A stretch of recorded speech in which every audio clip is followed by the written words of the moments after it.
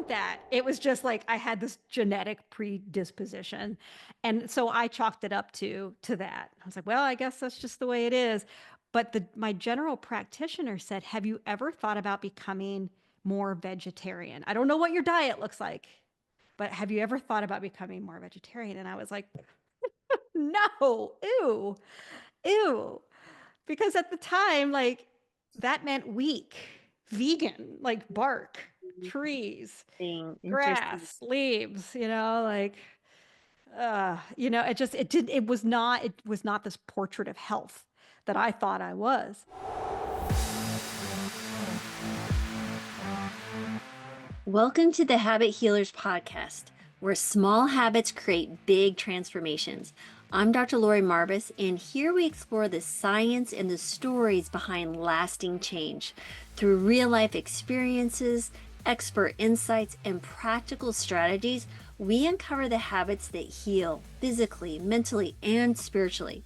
So if you're ready to break free from frustration and build a life of health and vitality, you are absolutely in the right place. So let's get started. But right before we do, I'd love to say thank you to our sponsors. Welcome to the Dr. Lori Mars podcast, where she interviews experts in health and science, sharing their expertise so you can live your healthiest life. This episode of the podcast is proudly sponsored by Fit Vegan Coaching, the world's leading whole food, plant-based body recomposition program for Gen X and baby boomers. Founded by Maxime, whose personal journey began after losing his ex-fiancée to breast cancer, Fit Vegan Coaching is on a mission to disease-proof the world through the transformative power of plant-based eating and fitness. This program is the Rolls-Royce of plant-based coaching, offering all-inclusive services, personalized plans, world-class accountability, lifelong support, and more. Say goodbye to the yo-yo dieting and embrace a lasting transformation that will rev up your metabolism even post-transformation. Ready to take charge of your health and vitality? Head over to fitvegan.ca, that's fitvegan.ca, and mention Dr. Lori for exclusive bonus savings when you sign up. Don't miss this opportunity to join the movement towards a healthier, fitter, and more vibrant you. This episode of the podcast is proudly sponsored by The Healing Kitchen, your path to vibrant health. Immerse yourself in the transformative program, guided by the combined expertise of myself, Dr. Lori Marbas, and Chef Brittany Giroudi, who has lost 70 pounds on a whole food plant-based diet. Here's what's in store for you. Virtual weekly sessions. Engage in an immersive 60-minute virtual session every single week, where you'll delve into the world of wholesome plant-based goodness right from your own kitchen. Cooking with Brittany the first half hour. Unleash your inner chef as you're captivated by Chef Brittany Giroudi's culinary mastery that will delight your taste buds and nourish your body. Medical Q&A with Dr. Lori the last half hour. Prioritize your well-being during the second half hour. I will personally address your medical inquiries, providing evidence-based insights and personalized advice, empowering you to make informed choices for your health. So join us on the Healing Kitchen to help you step into a healthier and most vibrant future. Welcome to the podcast. My name is Dr. Lori Marbas, and today I'm super excited to welcome Carrie Barrett to the podcast. How are you? I am so good, Dr. Marvis. Thanks for inviting me. Oh, We've just been giggling off cam or like off mic, and so I'm still in the giggle phase. Oh my gosh. And you know to call me Lori. You're cracking me up. Okay, here we go. So you and I have known each other for a while, but we met in person at the Plant Strong Retreat in Sedona, Arizona with Rip Esselstyn's team. I was the medical director and you run all things sound. You're like the magic maker. But shall we tell the story of how we ended up rapping in front of yes, rapping. Yeah, like y'all heard it right. Rapping. Imagine rapping up on stage in front of a live audience. You want to share Yeah. that story? Yeah, yeah. Well, first of all, I have admired you, and I say that from a peer to a peer.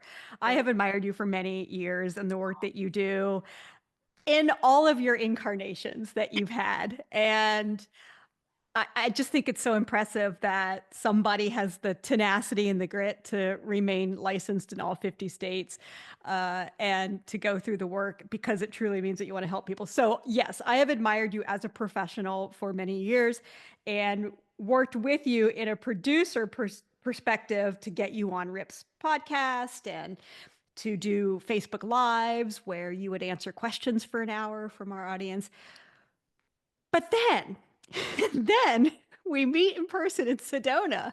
Oh And my it, God. it literally went from Dr. Lori Marbas to the killer. And Oh, I, pickleball. yes, yes, because not only did we end up rapping on stage, but we ended up playing pickleball together. And there's this whole other personality that Yeah. came out from medical director to comedian to crazy competitive athlete. And so, yeah, at the end of the every Plant Strong retreat that Rip does, and I've now been on the team for 3 of them. He's been putting them on for years, but this was 2024 was the first year that I actually went as a team member to run all audio and sound. And I mean, I'm basically an audio-visual nerd from the 7th grade. I was like the kid that pushed the TV and the VCR into the classroom. Like that literally was me back then, and here I am now at age 51, like still that girl. So part of the Plant Strong retreats is that they always have a talent show at the end. And they're not mandatory, except for staff, they're kind of Yeah, mandatory. that was a message I got. So Yes, yes. So not every participant has to get up on stage, but pretty much if you're on the team, you got to do something. And so you and I were in the back of the room, and I was like, hey, how about if we write a rap about Rip's 7 pillars of living plant strong? And I'm not going to go through them all because, quite frankly, I'm not sure I could rattle them off at the top of my head. yeah, I have the rap right here. Shall I repeat it? Or I shall think, you? why don't we just take it verse by verse? All right. I feel it's very important. So I think we shall. Let's start with the beginning. Hold on, I gotta Okay. I have to blow it up here because I don't have my glasses on. Here we go. okay. You want to start?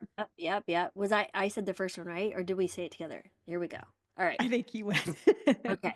So we called ourselves the Doc and the DJ, by the way. That's right. That's right. The Doc doc and the and the DJ. DJ. All right. Eat plants, eat them whole. It's the way to thrive. Fuel your heart and your soul. Keep your body alive. And then we would repeat each That's verse. And that's then that's right. And then we would go on to verse 2. Don't drink your calories. Let your food be true. No need to stress about protein because there's enough for you. And then we'd go to the third, we'd repeat again. And the third verse was calorie density. It's what really counts. Avoid salt, oil, sugar. Keep the toxins out. We repeated. And then we said, So so move, move move your your body body and and live live plant plant strong. strong. I said, Move, move your move your body body and and live plant, plant plant strong. strong. And then we said, keep it going. And of course, we were up on stage. You created like this beat, like you were like a That's right. box and you had it all planned out. And like we'd go and hide and practice and we would be cracking up. So I know. bad. It took us forever to get through the first 2 lines because we just started laughing so hard. So And I ended up doing the kick worm on stage, if you recall, which is I a know, I know, breakdancing move that right. I learned when I You was did 10. so well. I haven't done that in like 40 years. Oh And my God. so if you ever think it's a good idea to try to do something that you haven't done since you were like 10, just don't do it. You Like, did or at least awesome. practice. You did practice. You did amazing. So yes, that was how we met in Oh, person, and really, awesome. it was truly so much fun. We laughed a ton, and I got to see this other side of you Yeah. that you're in this professional capacity for so much of your life, and to like watch you sort of let go Oh, yeah. was a Yeah. blast. Yes. So, and that's the kind of energy that's out throughout the entire Plant Strong experience. So you guys have got, if you ever thought about going to a Plant Strong retreat, I highly, highly recommend it. So check it out. But so let's go back now to your story. I think what came first, plants or podcast promotion? Like your, Ooh. like what, where should we even begin? Yeah, yeah. Let's like rewind back Okay. to 10-year-old Kerri. Maybe like Okay. I alluded So, to her, yes. and suffice to say, was an energetic kid. I was and still am pretty extroverted and played sports. I was the theater kid. Like I said, I was like the audio visual girl who always wanted to be in radio. And I just thought, I was like, how many of us were like listening to the radio and like waiting for your favorite song to come on so you can hit play and record, Yes. Yes. right? Yeah, Yes. I just remember those days. But I always had, I was chunky. I was always a chunky kid. And I have four older brothers, and I'm the youngest and the only girl. And so I was, uh, such a tomboy. Like if there was a sport, I was playing it. And that usually included football. Like I dressed up in all the pads and everything. But I played softball, I played basketball. But I was just a little chunky kid. And that stigma carried me, like was with me all throughout high school and college and into my young adulthood. So, I grew up in Ohio, heart of the Midwest, great place to grow up. Parents both worked, uh, were married their whole lives. My mother's still alive. And so I had a great upbringing, but it was also one of just and every parent can relate to this with multiple children. It was like, oh, Tommy's got to go here. Mike's got this practice. Carrie's got this practice. And so everything was just on the go. And that included our meals. Mm. And that included just like not even while were and are still like a loving close family. Like we rarely had dinner together. Sunday dinners were non-negotiable. We always had dinner on Sunday. But like nutrition wasn't a thing in our Mm. house. Like there was never a talk of nutrition. So I never developed a love for anything nutritious. I think probably the closest thing to vegetables that I would eat as a kid were like iceberg lettuce. I would eat occasional raw carrot, but I had to like dip it in something. Ranch. In ranch, generally from the Midwest. Yeah, there's always a ranch. And then if there was like cooked vegetables, it was just thrown it from a can on the stove. And cooked green beans or something like that. So yeah, I mean that was kind of the childhood and my young adulthood that I grew up with. And then went to college, did not play sports anymore, Mm. and got into radio. That was my gig. So I started to live out this childhood fantasy of being in the radio business. And I can tell you that when you're in your mid to late 20s, that is a fun industry.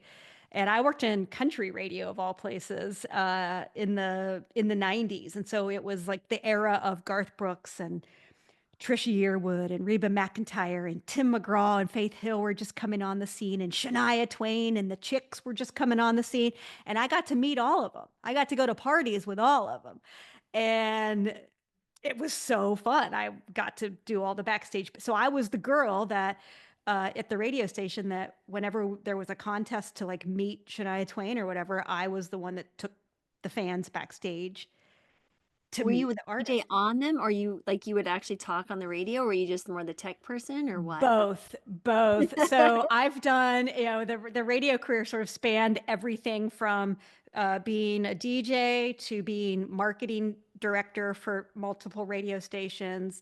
And then towards the end of my radio career, I actually got into sales. So I was selling Oh, commercials. And so I was working with clients and doing all of that stuff. So I kind of ran the gamut of the radio industry. But at that time in my mid 20s, I was mostly kind of the marketing director. So wow. that's why I had to be at the concerts early and I had to stay late. And it involved a lot of socializing. It involved a lot of drinking. It involved a lot of going out to restaurants. Mm. And as I said, it was a great time. But I finally got to this point where in my late 20s, I was sort of spiraling out of control. Um, my habits were just sloppy. Mm. I wouldn't say that I had a problem with alcohol or anything like that. I was just a binge drinker. So it was like when we would go out, I would go out. And Hard, rest hard, work hard thing, right? yeah, yeah. And yeah, in my late 20s, I'd moved from Ohio. So yeah, like when I was 25, I'd moved from Ohio to Austin, Texas to work for some Oh, radio stations there and okay. didn't know anybody when I moved to Austin, but Austin was and is a great town. And it came with that lifestyle, barbecue and queso and you name it. I mean, it is known for its good food and not necessarily of the healthy kind. But but the one thing I noticed about Austin when I moved here was that I remember like my first couple of months here, it was probably, well, I was 25 when I moved here. I just remember everyone looked fit. And Mm. coming from, maybe it was just like coming from the Midwest, and then you come to this like warm southern climate. People are outdoors all year round. Austin has this beautiful trail in the middle of the city that on any given day it looks like there's like a marathon going on because there's just so many people that use the trail every day. And I just remember thinking, I don't belong here. Like, one of these things is not like the other. And I was the girl that stood out. Oh, the Yeah. square in the round hole type thing. Yes. Yes. And I decided that before I turned 30, I wanted to run a marathon. I don't know why our brains do that. I don't know. Do you do that too, where you're like, Yeah, the brain's like, I'm ready for change. Let's make it big goal. yes, Worthy of your energy and attention, of course.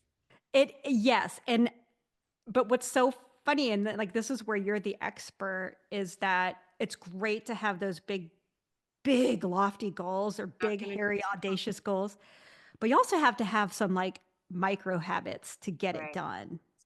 Strategic way to break it down for sure. Yeah, and I don't know that I had that right away. So there were some failed attempts at trying to kickstart my health journey because I just knew that I wasn't myself.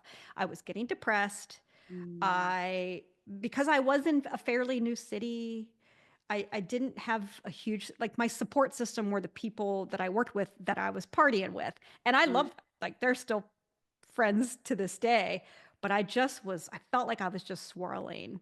And I knew that like at my core, like this was not me. Mm.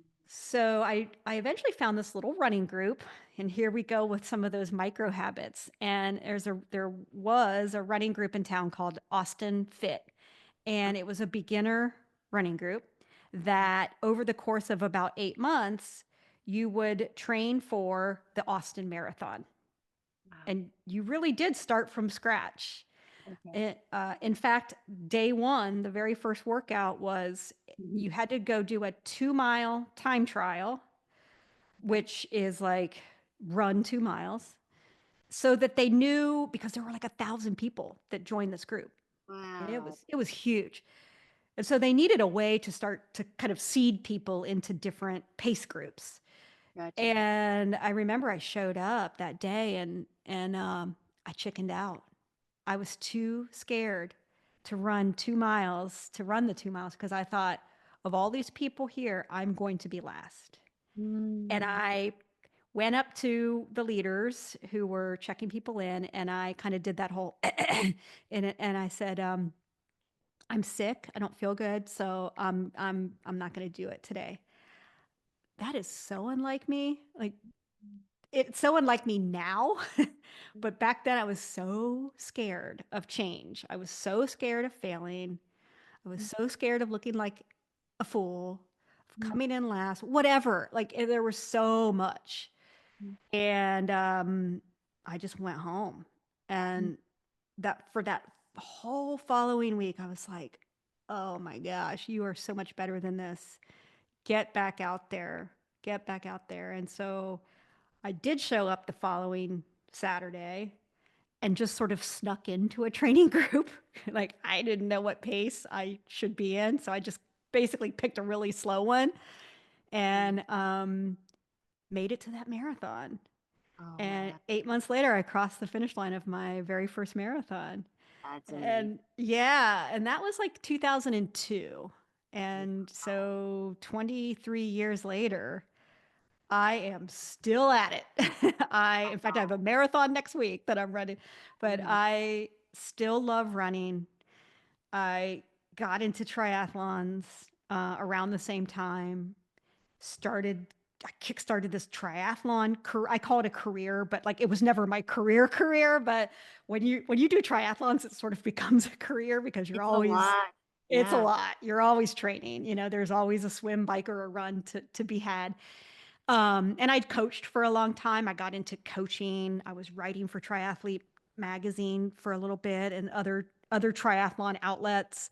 So I love that sport. I still love that sport.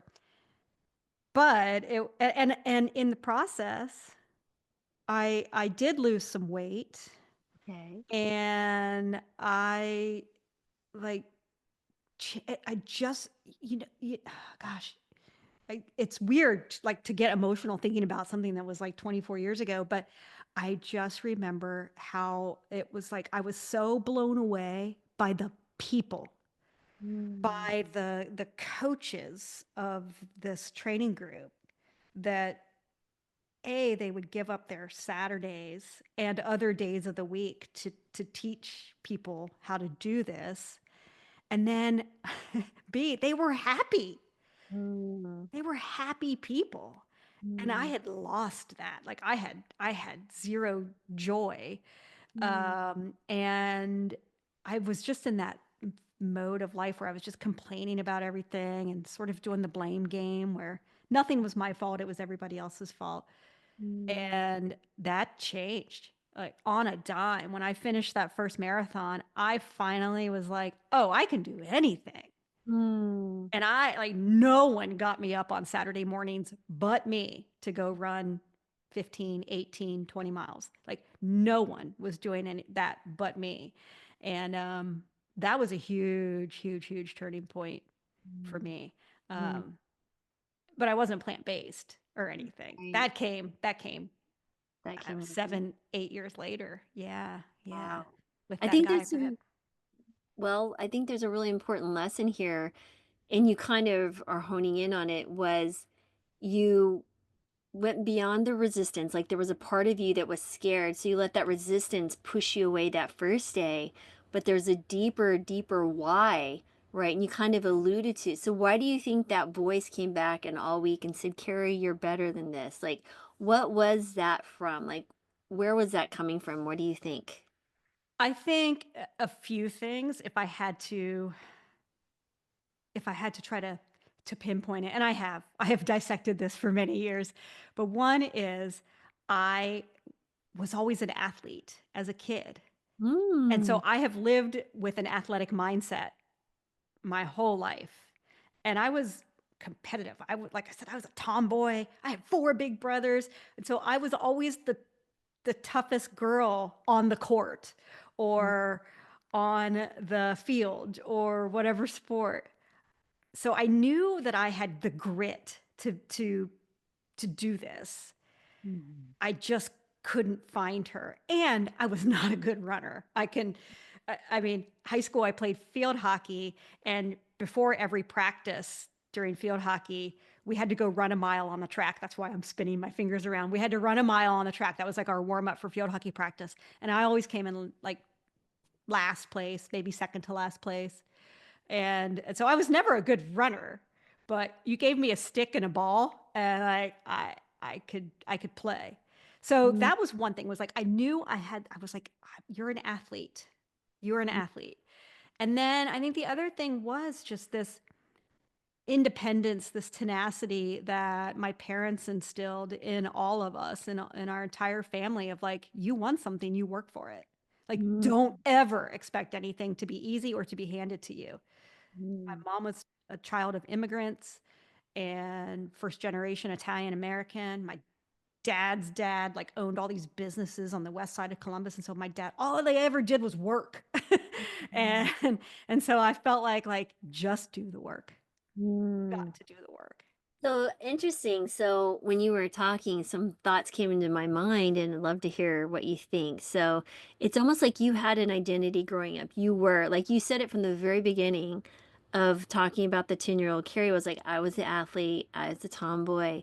So it's almost like you went on a little adventure and got lost, and you could see the beacon pulling you back home, right? So you were going back home to who you wanted to be, back to the identity.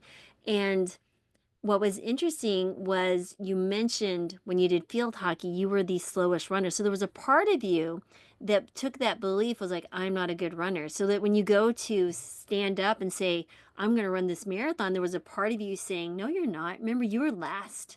It's trying to keep you Hmm. safe. You don't want to be that. You're not that. But there was a greater you was like, Kerri, you're better than that. You can overcome any challenge. And now you're there, you're who you are, and you built this entire rest of your life so far around this, and it's been phenomenal. I'm assuming because you have high energy, you're just always, it's fun to watch you light up and talk about it. So can we understand the difference between running a marathon and like the training and the mindset required to do a triathlon? Because for me, that's just like I've ran one marathon, and I like half marathon. I feel like that's my pace. I can do that. It's not too much work, but I enjoy it. But to run a triathlon, like especially the bigger ones, the full, it blows my mind. So can we walk through like what does it take to do that type of work? Because it's phenomenal. Oh, I'm like, what? It's like the dream. That's like the dream question. How many hours do we have to talk On about training? Dolores. I love training. I do. I love training for sport because there's so many parallels between training for sport and being successful in life. Like there are so many parallels with discipline and yet being flexible and then resiliency. And there's just I love it so much. So I would say that traditionally, when you think of training for a marathon, you think, oh my God, I just have to run all of these miles all the time. And that every day I got to go out and run some miles. And when I first started, like that's what I thought as well. And it can be hard physically and mentally because if you are not trained biomechanically as a runner, you can be creating or you can be emphasizing bad habits that might already exist Sure. in your form, in your posture. And that can lead to overuse injuries, especially if you're just doing one sport all of the time. And so yeah, I trained that way for a long time where I would run like 5 days a week. And some days I would maybe do some speed work, other days maybe some hills. But in general, I was just going out there and running, like putting the miles in. And for a lot of people, like the excitement of that can wear off very quickly. And so you become a one and a done or a bucket lister marathon. You do it and then you're like, oh, I'll never do that again. That was dumb. And or or you do the next dumb thing, which is do triathlons. Not a dumb thing. Yeah. Yeah, but I will say when I crossed my marathon finish line, I did lay out on the ground for a fair bit. Just like Yes. that was intense, especially after mile 21. Oh my God. It's intense. It's intense. Like I think Oprah said it once. It's like I don't know, at like mile 19 or something, you see Jesus. I think she Yeah. said that back when she did her first marathon. Isn't that But yeah, but when I finished my first marathon, I was with this group of people that I had gotten to know through Austin Fit. right? And one of them, who was a collegiate swimmer, by the way, never, ever, ever do what a collegiate swimmer asks you to do. So she was, I mean, literally, we were standing around drinking our Gatorade, eating a banana or whatever after the race. And she was like, okay, so who wants to do a triathlon this summer? And I was like, yeah, you're on a high. You're like, I am in. And then the next week you're like, I don't know how to swim.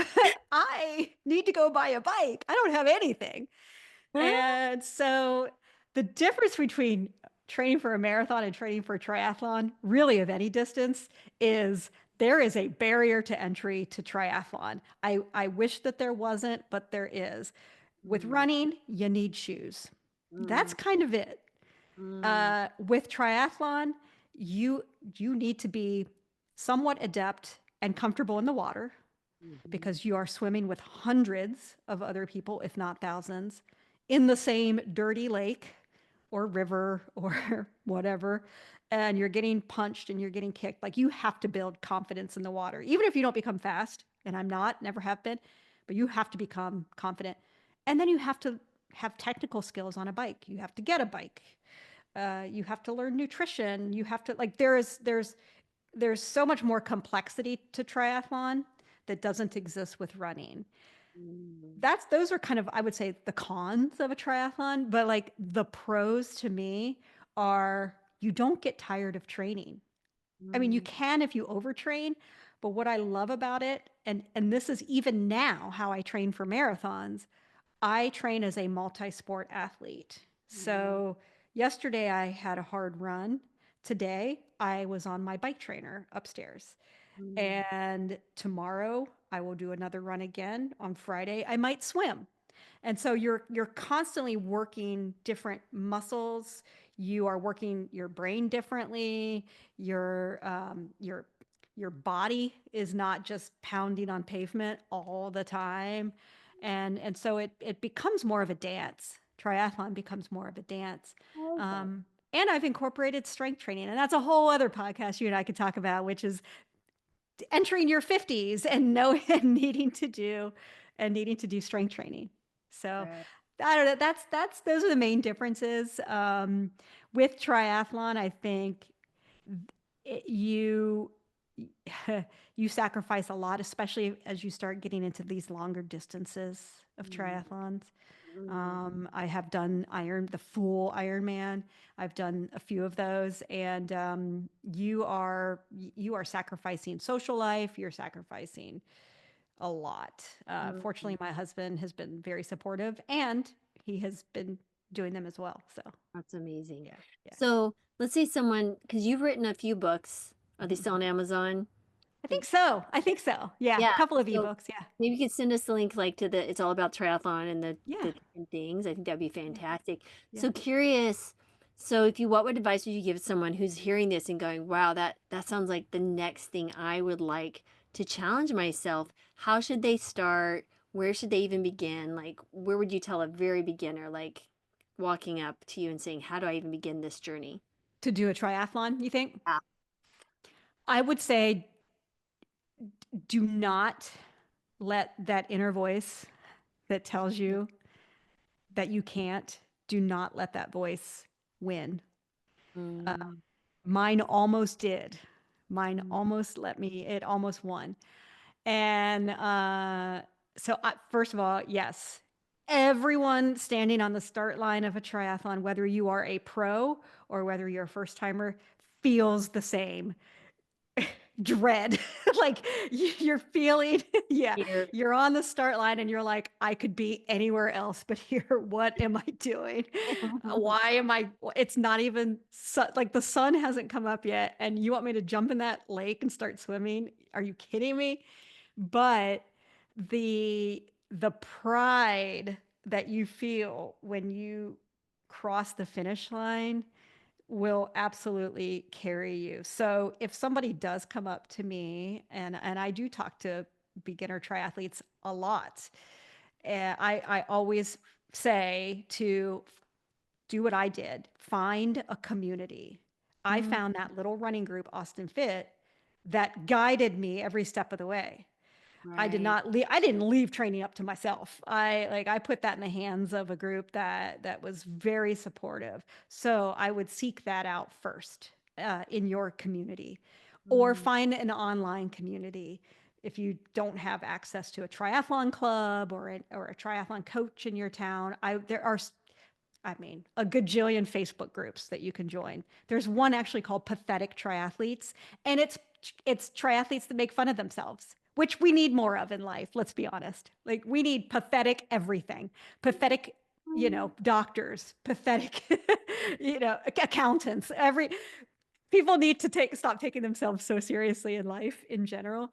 So I would do that. I would find a community. The next thing that I would do is if swimming is not a comfortable sport for you, I would take lessons because Mm, swimming by far is the biggest showstopper for a lot of people. They're like, mm, man, I would do a triathlon, but I can't do that swim. That swim would freak me out. And I get it. I get it. So that would be the next thing I would do is find either a swim coach. Again, they have them online too. mm, Or I would find a little, they call them master swimming, it's kind of a misnomer. It's master swimming is nothing more than just group swimming. mm. Using the word masters makes it sound like you are either old or that you're really, really good at it. And some people really are, but like a master swim group is it's like a coached swim workout for people of all levels. It's like going to the track with 100 other people and you essentially say, okay, if you run like an 11-minute mile, you're going to do this. If you Mm. run, a 6-minute mile, you're going to do it 4 times, or whatever. So it's a great structured way to get better in the pool. Um, yeah, and then as far as like all the technology and biking and everything like that, I wouldn't worry about that right away. Another fear is like they don't have a $5,000 bike, and you don't need one. You don't need one. So those would be my first pieces of advice. And then in my little ebook, again, I think it's still available on Amazon. I'm not sure how out of date it is because it's been several years since I wrote it. Uh, I think it was like $2.99. I mean, it's just a little ebook. But I also talk about like depending on which distance that you are interested in doing, because there are multiple distances of triathlons, you always have to figure in time and cost, Mm. like because race entries aren't cheap and buying nutrition isn't necessarily cheap. Hiring a coach can be expensive.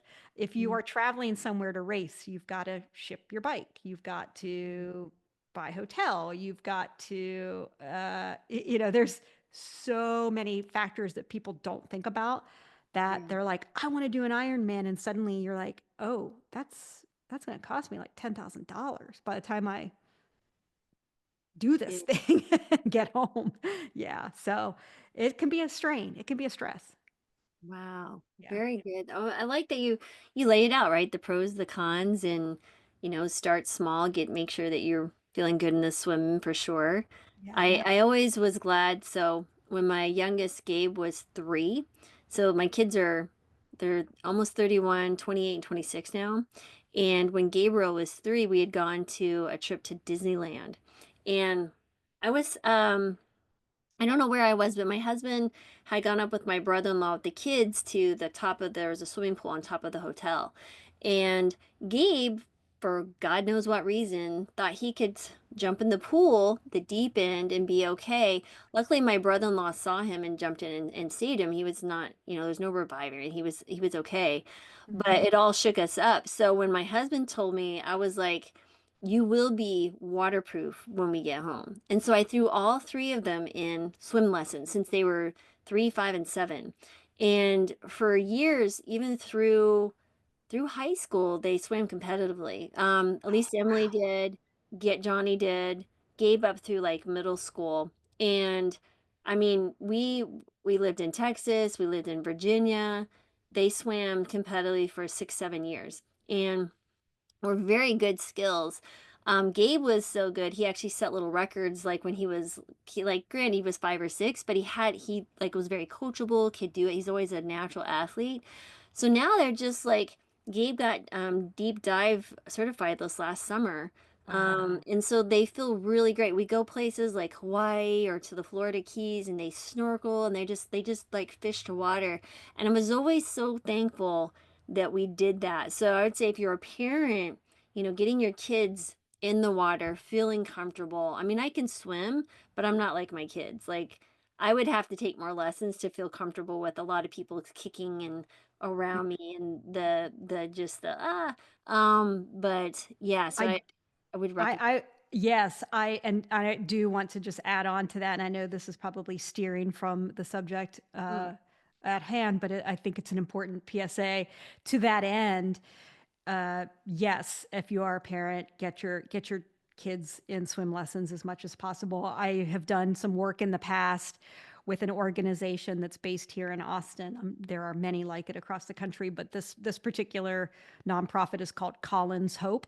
And Colin was a little boy in Austin here that was at a birthday party at a Lifetime Fitness gym.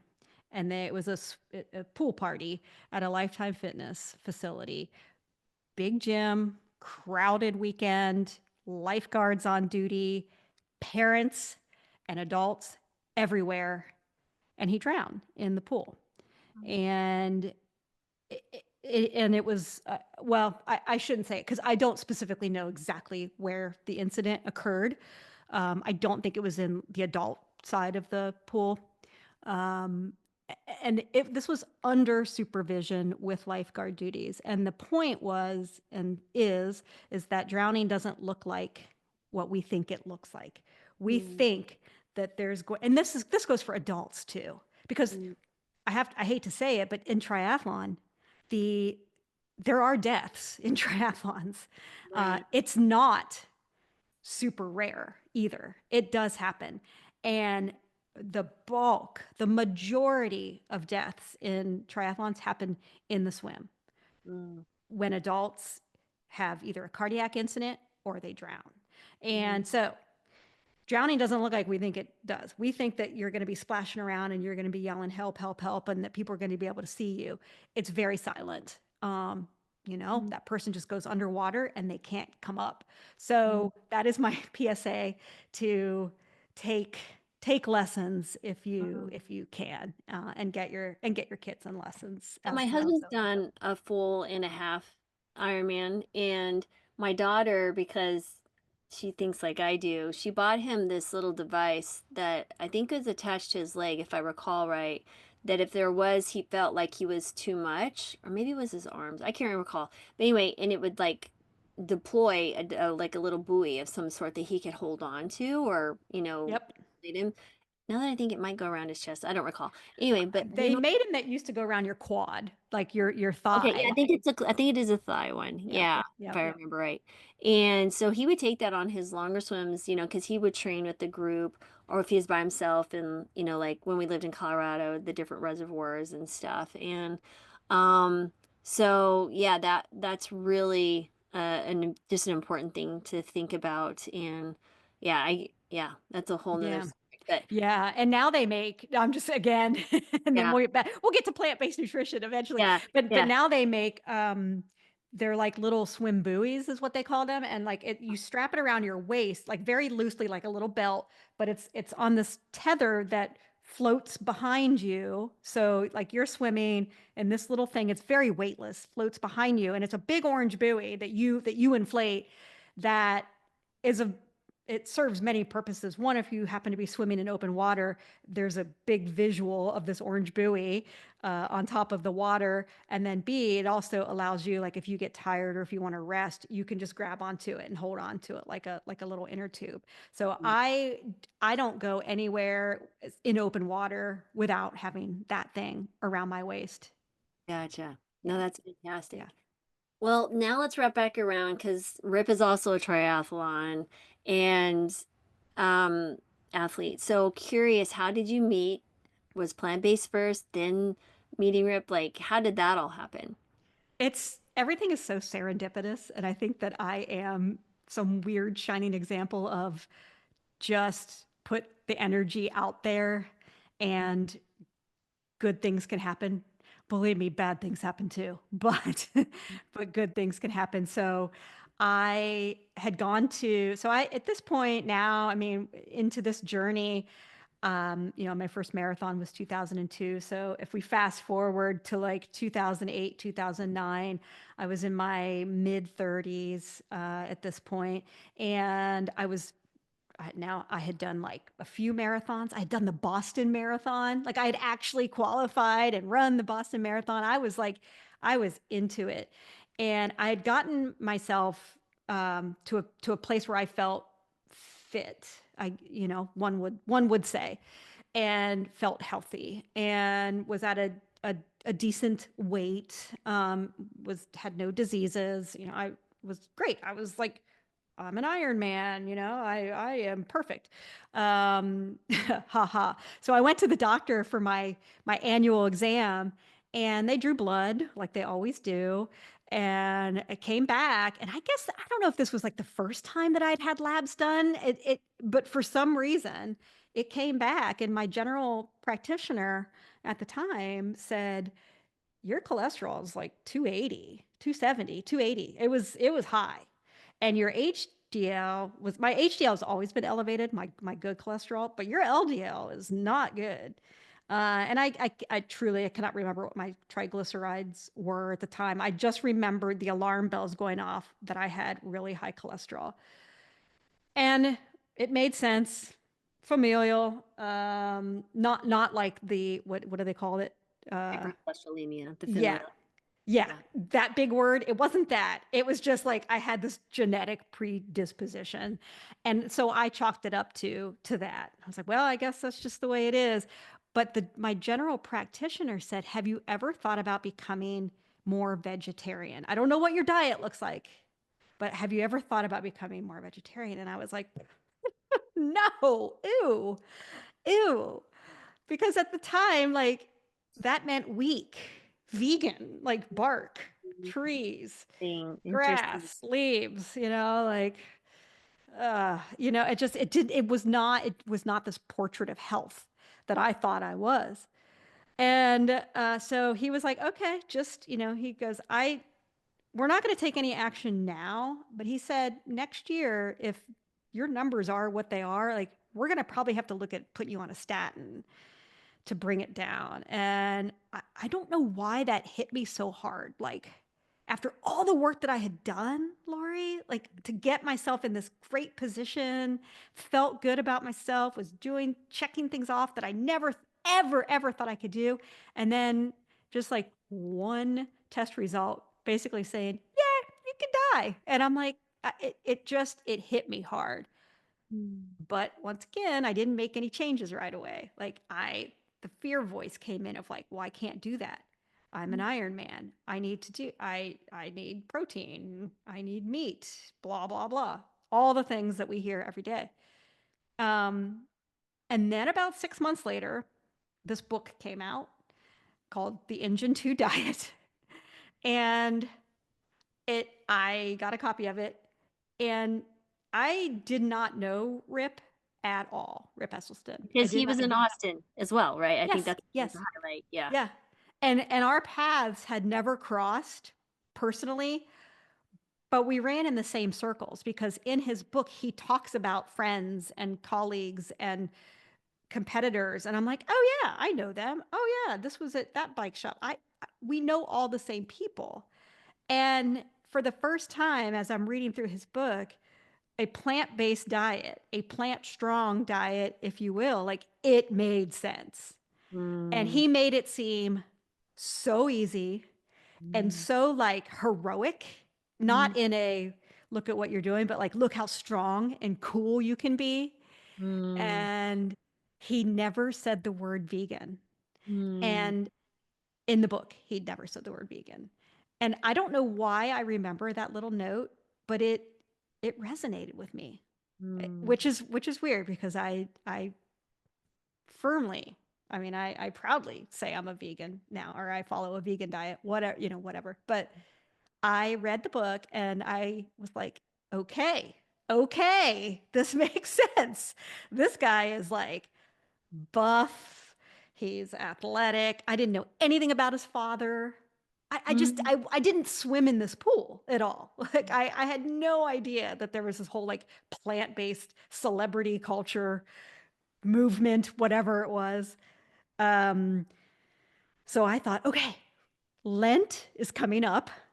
Good little Catholic girl that I am, that I was. Uh, Lent was coming up, and I'm like, I'm gonna do this. I'm gonna follow his plan because he had like the 28-day plan. I'm like, I'm gonna do this for Lent, and I'm gonna Mm. see what happens. I can do this.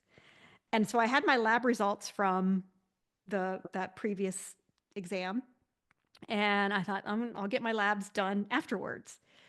And so I did. And within the, the time period between those first labs where I think my cholesterol was like 270, 280, it was like somewhere in the middle of that. And then to when after I did the plan, my cholesterol had dropped 60 points. My LDL was still a little above 100, but my HDL was like 105. I have incredibly high HDL. Even now, it's still like 95 or something. I still have an incredibly high HDL. My triglycerides were normal. I had dropped 10 pounds, and and I didn't. I mean, I didn't think I had any to lose, but you do like, and whether that was water weight or just whatever, like inflammation leaving the body, I felt so sharp both in mind and in body. At the time, I was training for another Ironman, and I ended up cutting almost an hour off my time from my first Whoa. one, which is huge. Um, and I was like, I was firing on all cylinders. Mm. And I thought, why would I ever go back? Like, the Mm. experiment worked, and the proof was just in everything that manifested after that. And so that was like 2009, and I didn't meet Rip until like 2019. I would go to his book signings as a fan. Wow. Yeah. Oh yeah, I sort of followed him. I was like a fangirl of him. Got every one of his books when they came out. And he would always he had like he used to have potlucks at his house. He would host like these dinners, and I drug my husband to one time. And so like maybe like we would meet, but I would get like an autograph and a photo, Right. but that was it. And there was a serendipitous thing that happened on an airplane. I always said Rip was going to be my dream podcast guest because I have a podcast too called I Could Never Do That. And he was like my dream guest.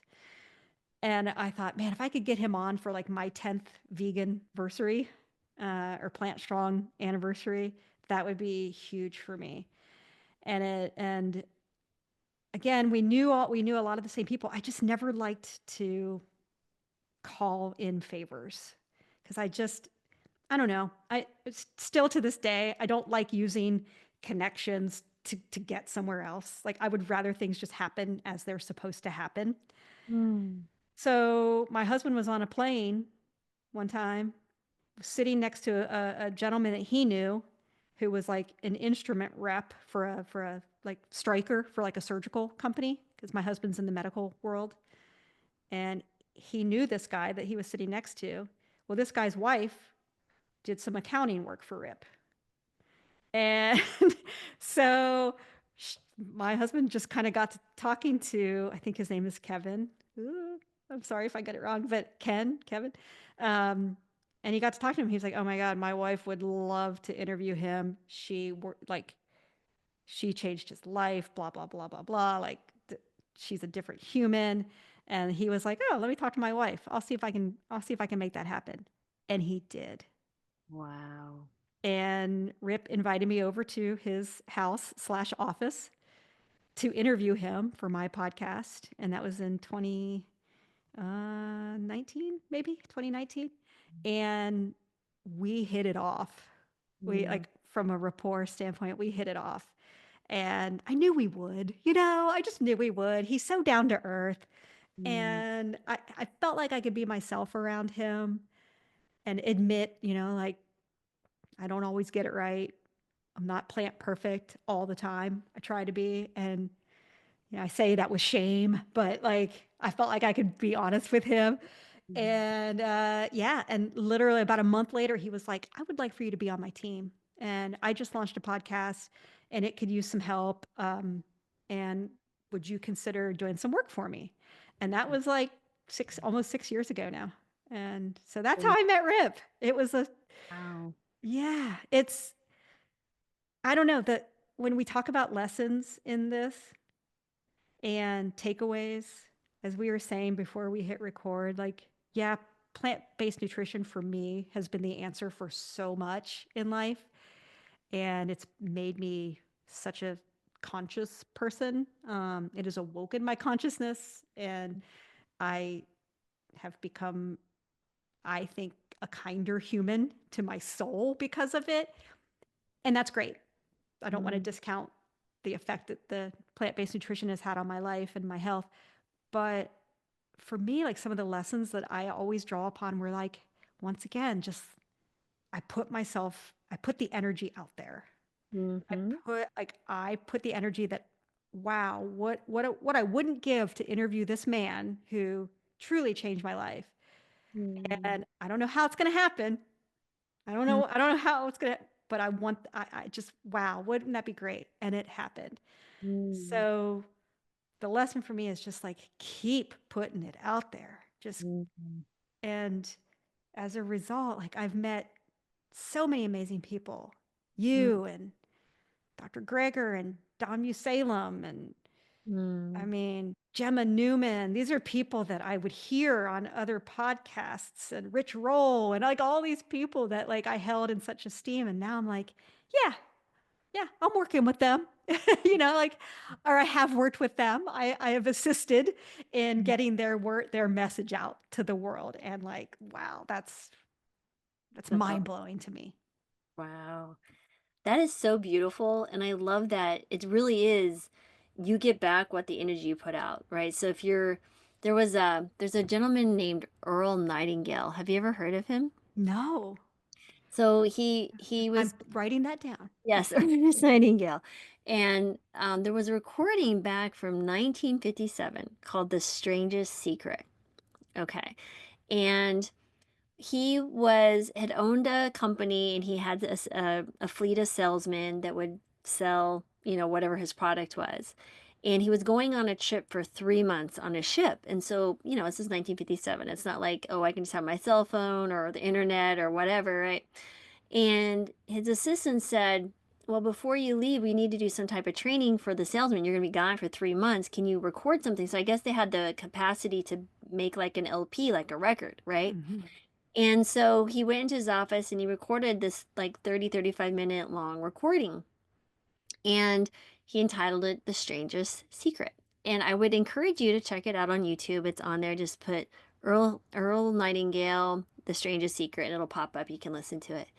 And he used to be on radio once a week talking about self-improvement and all that type of stuff. And there was a really interesting thing he put, because I've listened to it a few times now, and this one example really fits what you were saying, was that imagine that your brain, right, your mind, which is this incredible tool that we misuse. We come into this world as humans not understanding the toolbox that we have, right? Right, right. And we just use it mishapenly, like we're drift, right? And so, but what's interesting, he says, imagine it as a very fertile field. You have a farmer here, it's nutrient ground, like the soil is rich. Now this is neutral territory, right? So the soil will grow whatever you plant. So he uses the example of corn and of nightshade, which is poisonous. So he says the farmer puts one seed of the corn and one seed of the nightshade, and he does his thing. He waters it, it gets sunshine, and the field doesn't care because it will grow whatever you seed.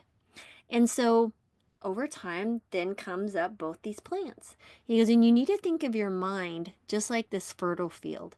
It is a neutral territory. So wherever you seed into your mind, you will grow, be it negative or positive. That is what you reap. So that comes back to the saying from Bible, you will reap what you sow. And so you put in the seeds. This is what I want. there's, the laws of the energy, like there really is laws that say there's an equal and opposite force for every reaction, right? Like it's like really, really understanding even the metaphysic pieces of this. But how much do you know that when you smile at someone, you will smile back, right? Or if you don't even speak to someone, but you just have kind of you're just like tight and tense and upset about Mhm. something, people feel that, right? And so you kind of get that negative response back. But I absolutely think that, like, you had this in your mind, you shared it with your husband. He carried that message, that positivity, and it spread to the people that need it too, right? Because you put it out there, it will come, right? And so you were abundant thinking. And so you were grateful for the experience. And it's such a beautiful thing to think about, that you have this neutral mind, and that if we use our mind correctly and plant the right seeds, we can have phenomenal responses in our lives. And so, yeah, that's what that reminded me of.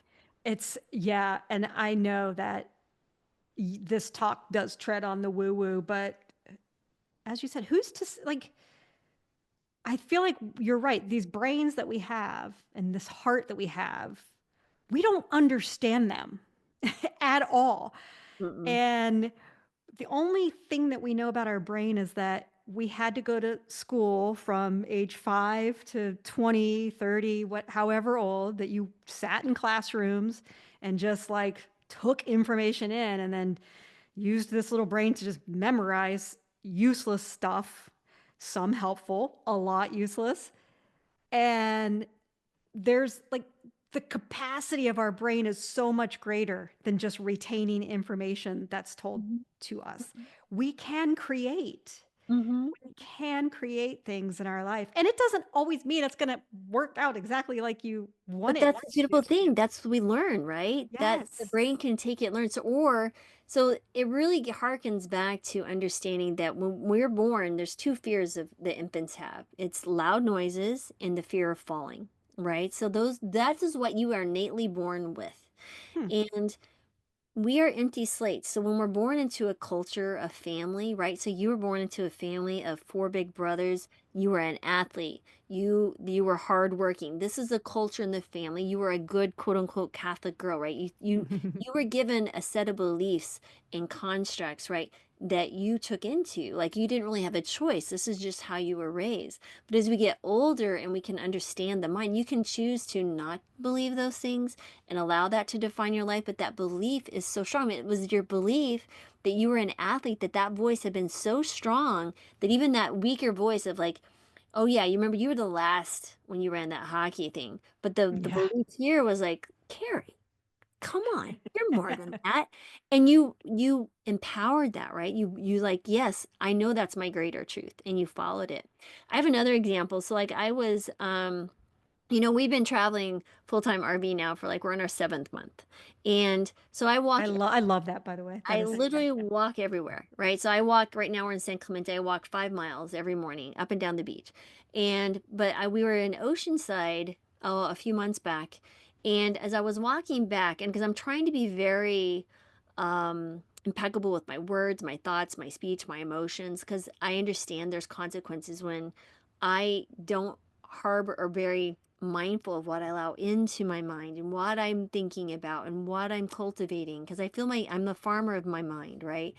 And so anyway, I'm always trying to observe energies and what I'm hearing people say and how does that provoke me in some ways, like what is that provoking me and why, so I'm trying to understand how it can become more non-judgmental and more loving and more bigger perspective. And I think that's the plant-based journey does for a lot of people. You become kinder and more, your perspective widens. But anyway, so I was walking back and there was this really cool thing. You ever seen families unite at a airport? And it's just so fun. At it's so Christmas, like, beautiful. oh my God, I just like could cry. I could just sit there and all day and just watch. It's like watching a movie, like a Hallmark movie. So there was this family and they were all like loving each other. They were about to leave and go, and they were leaving their family like, "We love you, thank you so much. We had so much fun." I was like, "Oh, that is so fun." It reminded me of being at the airport. I was like getting to watch it on my walk. It was right across the street, And so they had pulled out and they were going, and suddenly right behind them, not related, but right behind them came this other vehicle, and they both had their windows down. And this woman, I'm assuming is her spouse, screaming F-bombs and insanity at this man who just looked like he had been beaten with a rock. I mean, like she is just Wow. all out screaming. And it was literally they were within feet of each other. So here's this like I'm feeling so amazing, like, oh man, that's so cool. Like that energy was I appreciated that. And then suddenly right after that, in stark contrast, was this hate and screaming and I felt like on guard, I was like, what just happened here? Like makes a lot Whiplash. of Yeah. sense, right? So Yeah. that is when I speak of the energy that we put out. And so we all know it. Like we walk into a room, you can almost feel like a heaviness or a up high energy, and you may not even know what's going on, but you totally get it. Like, or if you feel someone, you walk by someone and you feel like, wow, something's not right here, you back away, or you like feel drawn to someone, right? That's the same idea. And Yes. so when I say that you have that energy that you put it in your mind, you're making because your mind, you put your attention to it, you're having conversations, you're doing actions, you have your podcast, you're making the field available for when the seed is ready to be planted, it can grow. And that is really, really powerful when people think of it that way. There's nothing woo about it. This is You're like, right. You're this is right. like straight on experiential. You can absolutely see it. Everyone can attest to it in their lives some point when they step back and go, I've absolutely experienced that. And It's architecture, a right? hundred It's percent, a it's hundred percent. architecture. Yeah. Laying the groundwork and doing the work, as you Yes. said. God, getting the field ready. What a great analogy. Or feeding the good wolf. Or there's so many different analogies that are out there I mean, that this goes back describe that. thousands of years, right? You reap what you sow. And that's exactly what it's talking about. And so you're going to throw a lot of seeds. Some will grow, some won't, some will be amazing. And you get the fruit of what you grow, right? Do you get poison or do you get fruit that you can grow and share? And this is the stuff I just love to talk about. And it's like healing your mindset, healing the habits, like we talked about, where we're moving with our brand and where we're going. And that's such an empowering different way of looking about things versus just the grit and get it done and trying to fight the resistance and then finally just give up because you're just exhausted. It's a whole nother way of looking at it. And so you literally tame the resistance beast by almost like sneaking by it, right? Because you make it nothing that seems reasonable to resist because you make it so simple and so like accepting. It's like, oh, I want that. I want to belong to that, that it pulls you, right? Because that pulling towards you, like, I want to be the athlete who I was. You missed it. You'd already had Mhm. the awareness that you were drinking and not getting where you were, right? You were kind of spiraling mentally and physically. And wow, what a beautiful story of resilience and recovery and going on to create a life that you've absolutely enjoyed. I mean, what a fun story. Thank you. Thank you. And getting to hang with people like you and the Esselstyn family. And, I produce a few different podcasts for other companies. And so some of those are, I get to talk with or work with professional athletes Mm, and other people who are at the top of their game talking about active women in perimenopause and menopause, which for both mm. of us is also another Yep. touch point and like a real passion subject for the two of us. And Mm, it all comes back to putting yourself out there. And so many people say, well, why me? Like, why would it ever be me? And a friend of mine who's a famous photographer, she's Lance Armstrong's photographer, among many other things, but like that's what she's really known for, Elizabeth. I interviewed her one time and she said, you know what? And she's like my height. She's like itty bitty, like little pistol, like carrying these big old cameras around on the back of motorcycles and everything else. And she goes, you know what? I just say, why not me? exactly. Why not? Why wouldn't I be the right person for the job or for this gig or whatever? So I think about that quote a lot, that I remember her sitting here at my kitchen table where I'm at right now and just going, why not me? 100%. Yeah. And why not you? 100. Yeah. And when you walk into it with that attitude, you're going to be, I think, being grateful. And then when you walk in with a grateful heart, right? And you're like understanding that you've been gifted something, you will receive even more, right? Because you're looking for with that positive lens. And how can I serve? Like, what more can I do? Right. Not only to serve yourself, but serve others. And so it's such a beautiful way to approach anything, but absolutely, why not you? Yeah. It's fantastic. What a great way to um, live. I think it's amazing. So Yeah. tell me a little bit more about where people can find you, your podcast. Are you still doing it? Or is it pretty regular? No, it's not. And that's because, quite honestly, it is because I have lent my support to 4 or 5 different podcasts a week that I produce for other people right now. Yeah. And so, of course, the first thing to go is mine, uh, because it doesn't pay me, and the other ones do. So, Yeah. but it is called like it's up there. So wherever you get your podcasts, it's called I Could Never Do That, Okay, great. and it really actually just speaks to exactly what you and I have just spent the last hour and a half talking about, which is if you think you can or you can't, you're right. Exactly. Right. And I talk to people of all walks of life, all backgrounds, not just doctors or plant-based people or triathletes. Like I've talked to songwriters, I've talked to winemakers, I've talked to people that have swum the English Channel. I've talked to it. It knows no bounds because I really dissect and really talk to them about like how did they face their own fears Wow. in whatever it was that they wanted to accomplish. How did they face their fears and succeed? And So what was the, if you don't mind me asking, yeah. sorry to interrupt, like because of that, I was like, I really want to know what was the common thread between all those people who face their fears? Like, please share. I mean, honestly, it's a great book subject too. So, but like, Yeah. um, it is essentially what you and I have honed in on, and what I would hope would be a wonderful takeaway message for anyone who's listening to this, which is don't be afraid to fail, because Mm, failing is completely in quotations, because all failure is in most cases is like a learning experience. So you can fail forward.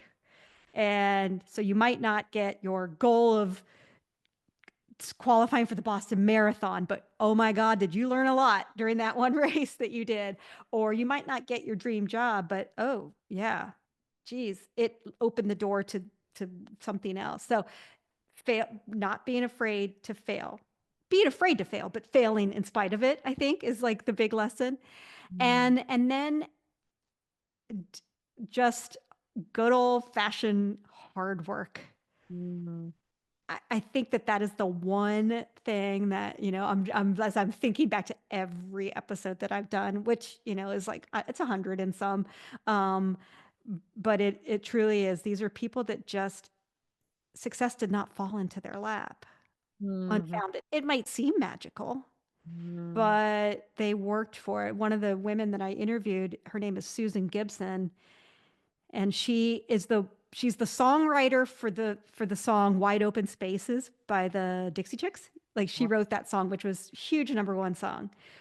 But she's the songwriter, and she's covered it as well.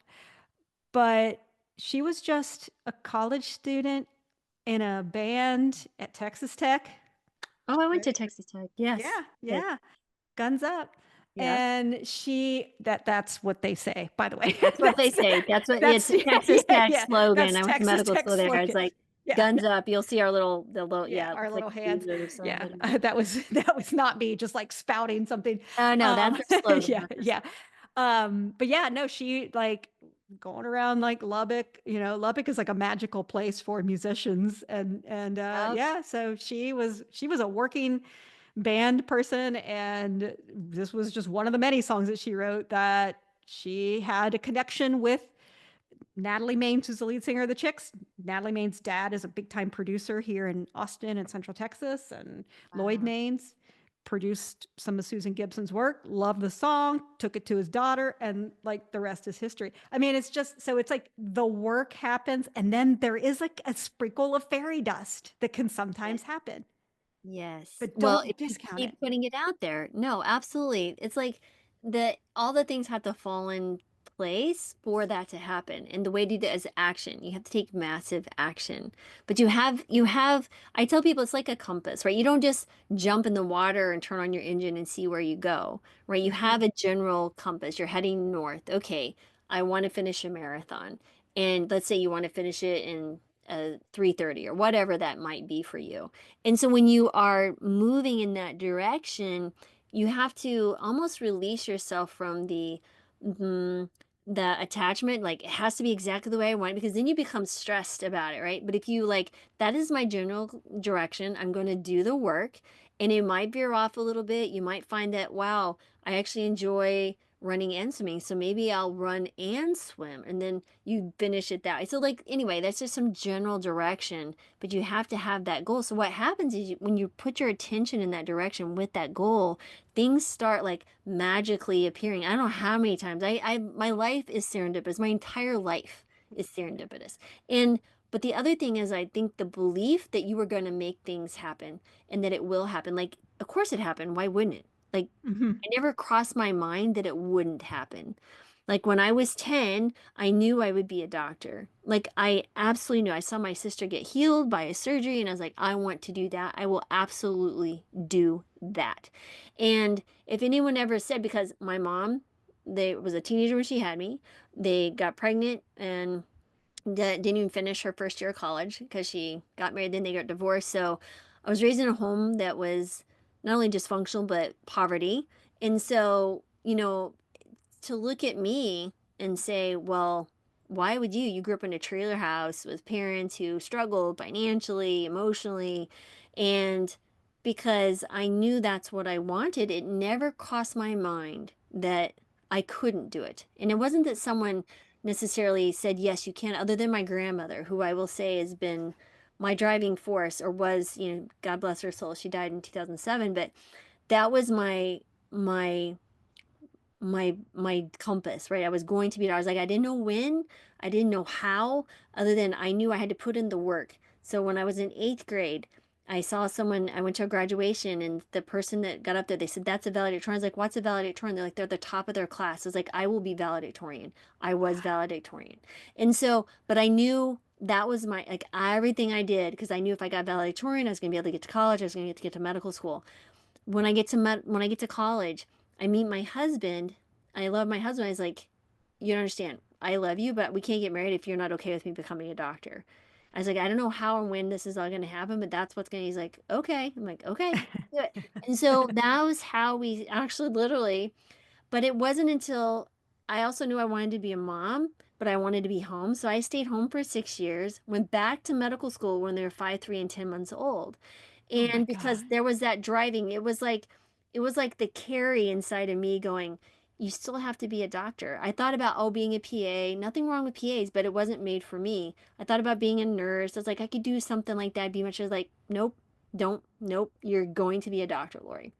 So I went on and finished medical school and finished residency and did the Air Force, all those things. But the whole point was, I had people tell me, you shouldn't be in medical school as a mother. I had people at our church saying, you shouldn't be working. What are you doing to your children? I had other doctors who were in Pat's family, my husband's family, tell me, like, just because you got accepted to medical school doesn't mean you will finish, right? So Oh those are my the God. things. And so I took that and I was like, really interesting. So you can turn that into energy, right? It's not necessarily anger, but it's almost like, oh, really? I will show you, because I already know it's going to happen. It will happen. And so I graduated medical school, right?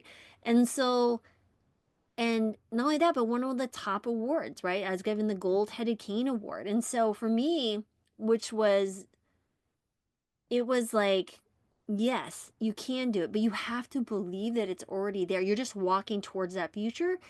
And again, don't know how, when, or whatever. And people are like, how did you do that? It's like, when you look at the totality of it, yeah, it seems like overwhelming, but I just took a day at a time. Sometimes it was an hour at a time. And Yes. sometimes it Yep. was like, I just need to stay awake for 15 more minutes to read this next paragraph, right? And so that's how I start. But then I started creating cartoons to, memorize stuff. And that's how we publish books and all those things that happen. But it was just like, you just find solutions because you always know there is a solution, right? So if I'm struggling to memorize things, what can I do? What is in my skill set? How can I remember? And I started thinking to myself, someone said, oh, why don't you like to draw? Why don't you make cartoons?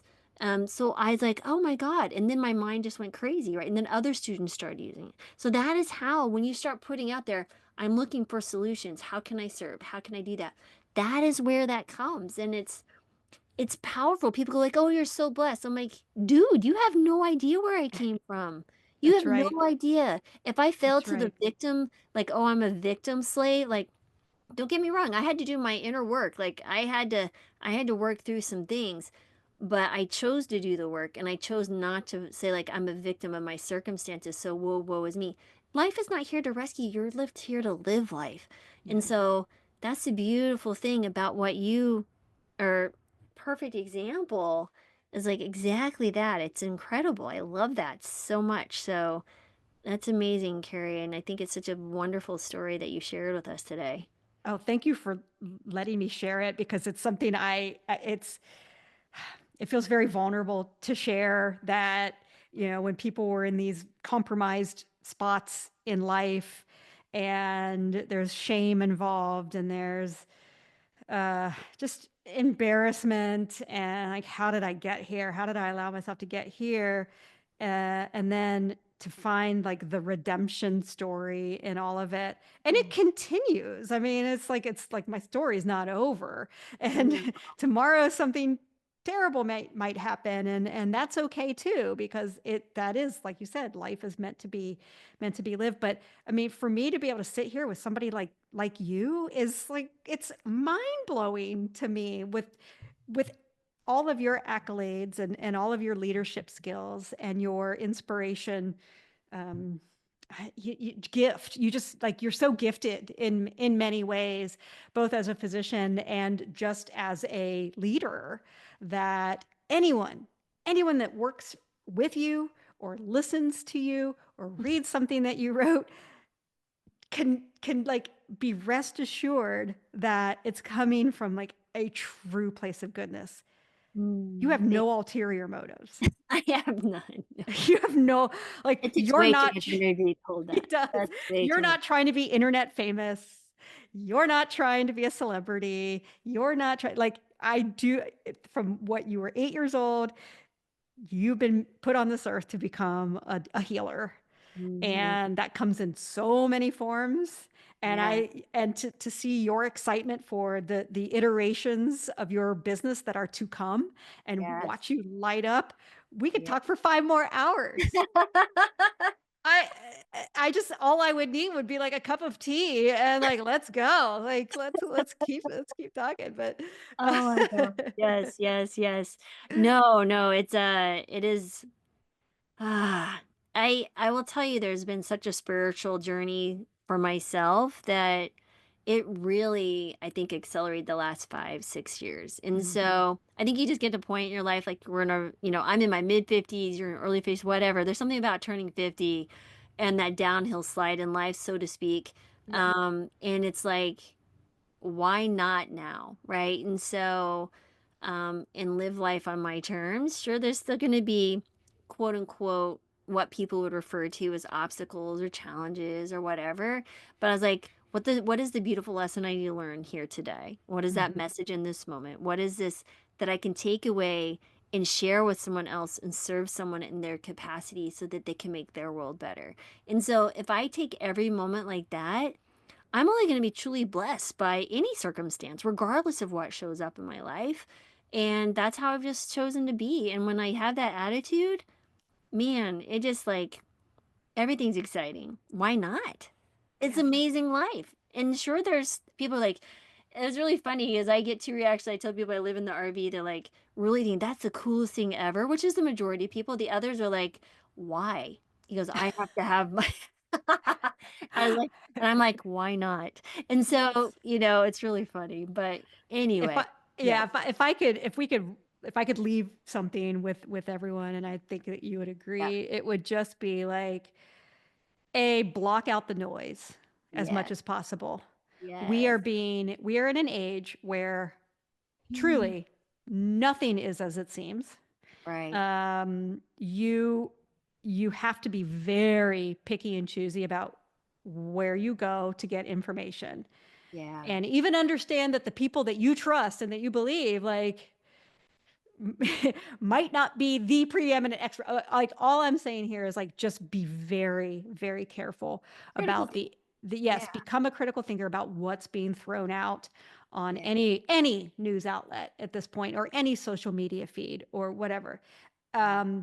So block the noise as much as possible, and then spend time every day thinking about what are those things that when you were 8, 9, 10, that Mm. truly made you come to life.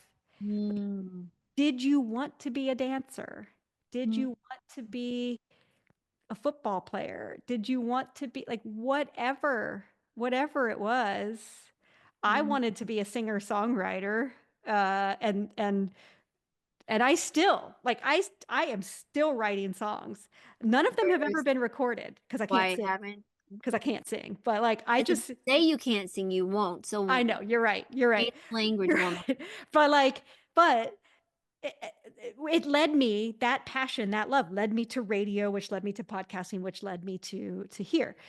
So, like, the journey has been in alignment, and so my advice for anyone, if you're 40 or if you're 70, like, what were those things as a kid that just, like, lit you up? Mm. And play with that a little bit. It doesn't mean you have to, like, change everything in your life and become that, Yeah. because I mean, I wouldn't want to become a football player at the age of 70 at this point, but, like, play around with it. Do you like collecting football cards? Do you like, like, do you like coaching? Do you like that aspect of the sport? Think it through, and, like, explore ways Mm. that you can put that energy out into the world. And Mm. oftentimes, most times, all I would venture to say all the time, it's the smallest gestures that Mm. make the biggest difference. And look into that. Just Wow. just like, find out what that is. And then that can become, as you, Dr. Marbas, would say, would be like a healing habit. Mhm. Mhm. And I would say that it's something that, you may have said, I could never do that. Mhm. You are figuring out a way to make that dream a reality. So, I don't know, Yeah. play around with that. I love that. It's almost like you're dialing in. So you hear the Mhm. static. You're like, wait, did I just hear that? I remember that vaguely in my memory banks and my emotions, right? When you get excited about something and just tune in, like you said, and start putting it out there and talking to people or whatever that looks like for whatever it is that you have been called to do. Mhm. And because growing up in adulthood, like you said, and all the comparisons and all the ego driving, building static, Ugh. it just really it ruins your imagination and your desires, and it clouds who you were meant to be. And so I love that. I love that. I love that. Turn off the noise. Be Mhm. discriminate of who you allow, right? Start cultivating your field. If your soil is nutrient poor, start pouring more nutrients into it, right? Let's make it soil that's rich to grow what you want to plant. And I think that's such a beautiful way to approach life. 100%. Amen. Yeah. Well, my friend, we just solved the world's problems right I there. know. I What more could we know. say? Thank you for being here with us. Where can people find you on socials? So, funny you should say that, because I'm not super active on the socials. But Podcast. yeah, so the podcast is called I Could Never Do That. So feel free to search that. In fact, I am getting you on mine, and we'll Awesome. probably have the same conversation again. We're Uh, but I also, my Instagram handle is at try to be funny, TRI, as in triathlon, TRITOBE funny, because I also used to do stand up comedy. Oh So my there's a God. whole other world What? that we haven't explored. Kerri So the comedian is next on the show. Oh yes, my try to God. be funny. And occasionally I will post some funny things on there or Oh, share stories of like Plant Strong and things that I'm up to or whatever. But and it's I have made a concerted effort to not live my life online.